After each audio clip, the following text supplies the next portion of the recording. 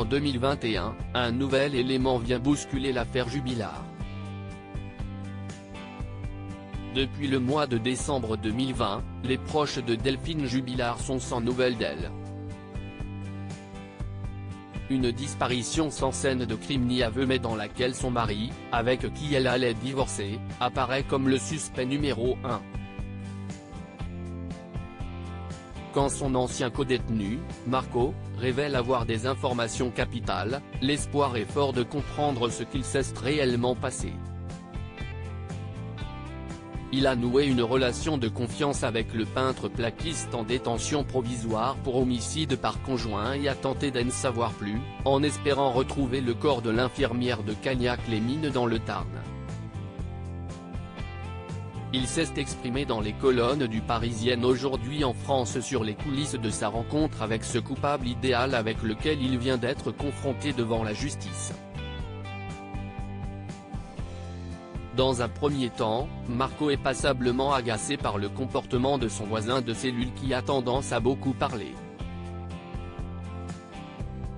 Lui veut rester tranquille, mais peu à peu, il réalise que celui qui est le coupable idéal dans le cas Jubilard est de plus en plus bavard. Voire calculateur. Il essaie de rentrer dans mon cerveau, raconte celui qui a passé 16 années derrière les barreaux et connaît bien le milieu des criminels. Voyant le contenu de ce que le peintre plaquiste accusé dit sur sa femme, qu'il surnomme l'autre, dès ses questions sordides sur l'enfouissement de corps, Marco entre dans le jeu de son voisin de cellule et lui donne l'idée de déplacer le corps de Delphine à proximité du domicile de son amant qui habite à Montauban. Cette idée